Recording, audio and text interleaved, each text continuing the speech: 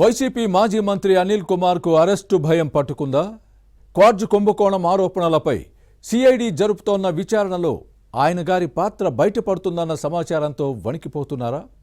జైలుకు వెళ్లడానికి రెడీ అంటున్న అనిల్ మాటల్ని ఎలా అర్థం చేసుకోవాలి? 10 ఏళ్లకో 20 ఏళ్లకో వైసీపీ అధికారంలోకి వచ్చిన తర్వాత అందరి భరతం పడతారన్న వాదాన్ని ఏ కోణంలో చూడాలి? మరోవైపు ఫ్యాన్ పార్టీలో అనిల్కు ప్రాధాన్యత తగ్గడానికి కారణాలేంటి? నెల్లూరు పెద్దారెడ్లే చెక్ పెడుతున్నారా? Let's watch the story.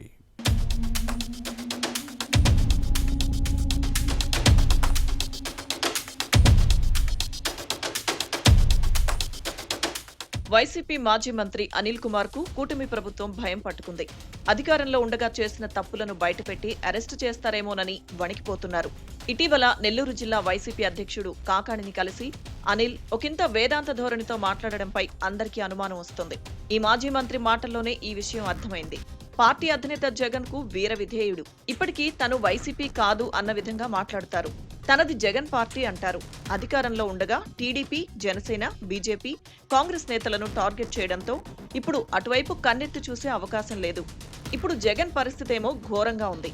ఎప్పుడు ఏ జైలుకు వెళతారో అర్థం కాని పరిస్థితి. ఒకవేళ జగన్ జైలుకు వెళ్లి వైసీపీ పగ్గాలు ఇతరుల చేతికి వచ్చినా ఆశ్చర్యపోనక్కర్లేదు. తనది జగన్ పార్టీ అంటున్న మాజీ మంత్రి చివరికి వైసీపీకి దూరం అయ్యేలా ఉన్నారనే చర్చ సాగుతోంది.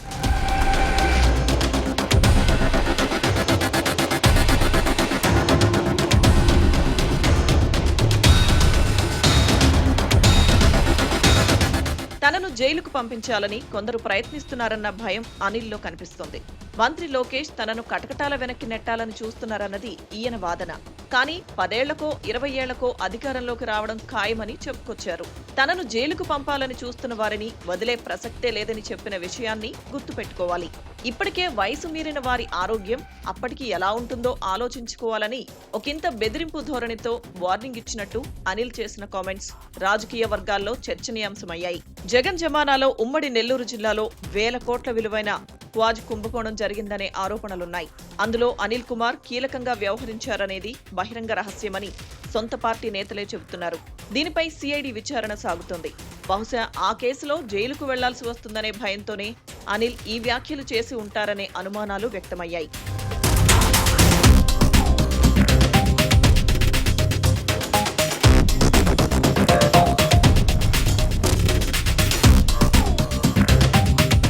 మరోవైపు వైసీపీ అధికారంలో ఉన్నప్పుడు అనిల్ కుమార్ రెచ్చిపోయేవారు.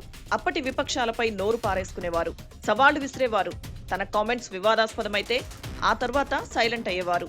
జనం అన్నీ మర్చిపోతారని భ్రమల్లో ఉండేవారు.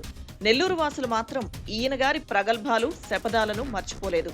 పదే పదే వాటినే చర్చిస్తూ జోకులు పేలుస్తూ ఉంటారు. అసెంబ్లీ వేదికగా పోలవరంపై ఈయన చేసిన ప్రసంగాలు అందరికీ గుర్తుండే ఉంటాయి. 2021 డిసెంబర్ నాటికి పోలవరం కంప్లీట్ చేస్తామన్న ప్రకటనపై ఇప్పటికీ చర్చిస్తూనే ఉంటారు. వైసీపీ పాలనలో పోలవరంలో పూచిక పుల్ల పని కూడా జరగలేదనే విమర్శలున్నాయి.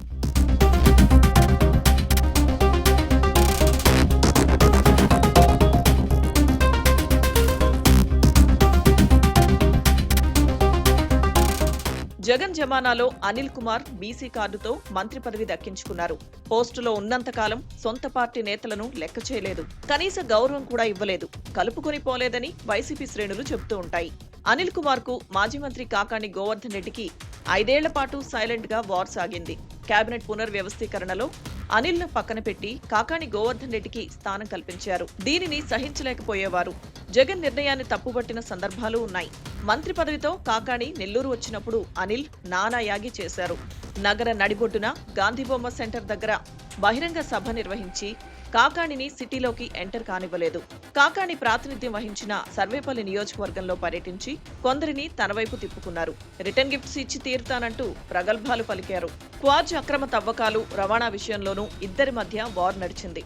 అయితే ఇటీవల రాజంపేట వైసీపీ ఎంపీ మిథున్ రెడ్డి కాకాణి నివాసానికి వచ్చినప్పుడు పార్టీ కార్యాలయం ప్రారంభోత్సవం జరిగింది. ఆ సమయంలో అనిల్ కుమార్ కూడా సైలెంట్ గా కాకాణి నివాసానికి వచ్చిన విషయాన్ని గుర్తుపెట్టుకోవాలి. రిటర్న్ గిఫ్ట్ ఇస్తానన్న నేత చివరికి కాకాణి గోవర్ధన్ రెడ్డి ఇంటికి రావడం వైసీపీలో చర్చనీయాంశమైంది. అనిల్ రిటర్న్ గిఫ్ట్ పంతం ఏమైందని క్యాడర్ చర్చించుకుంది.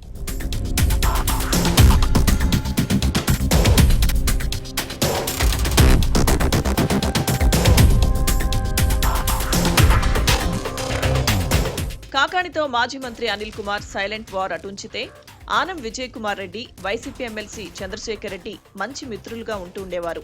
ఇటీవల సిటీ ఇన్ఛార్జిగా ఎమ్మెల్సీ చంద్రశేఖర్ రెడ్డిని, రూరల్ సమన్వయకర్తగా విజయ్ కుమార్ రెడ్డిని నియమించారు. అనిల్ కు నెల్లూరు మున్సిపల్ కార్పొరేషన్ పార్టీ బాధ్యతలు అప్పగించారు. దీంతో మాజీ మంత్రి సైడ్ అయిపోయారనే కామెంట్స్ వచ్చాయి. పార్టీలో ప్రాధాన్యత తగ్గిందనే వాదనలున్నాయి. దీని నుంచి బయటపడాలనుకున్న అనిల్ తన ముఖ్య అనుచరుడు బిరదవోలు శ్రీకాంత్ రెడ్డికి సిటీ అధ్యక్షుడి పదవి ఇప్పించేందుకు విశ్వ ప్రయత్నాలు చేశారట. నెల్లూరు సిటీ వైసీపీ సమన్వయకర్త చంద్రశేఖర్ రెడ్డి, రూరల్ ఇన్ఛార్జ్ విజయ్ కుమార్ రెడ్డితో విషయాన్ని చర్చించారని సమాచారం. అయితే జిల్లా అధ్యక్షుడు కాకాణి గోవర్ధన్ రెడ్డి ఒప్పుకోలేదు. పార్టీ నేతలతో అనిల్ కు సఖ్యత లేకపోగా ఇష్టానుసారం నోరు పారేసుకోవడంతోనే అనిల్ కు చేటు తెచ్చిందని పార్టీ శ్రేణుల్లో వినిపిస్తోంది. నోరు మంచిదైతే ఊరు మంచిదవుతుందనే సామెత అనిల్ వ్యవహార శైలికి సరిగ్గా సరిపోతుందని సొంత పార్టీ నుంచే కామెంట్స్ వస్తున్నాయి. మంత్రిగా పనిచేసిన నేత చివరికి తన ముఖ్య అనుచరుడికి పార్టీ పదవి ఇప్పించుకోలేకపోతున్నారంటే పార్టీలో ప్రాధాన్యత లేదనే విషయం అర్థమవుతోంది. పెద్దారెడ్లతో పెట్టుకుంటే పరిస్థితి ఇలానే ఉంటుందని అంటారు. వైసీపీలో అనిల్ ఫ్యూచర్ ఎలా ఉంటుందో చూడాలి.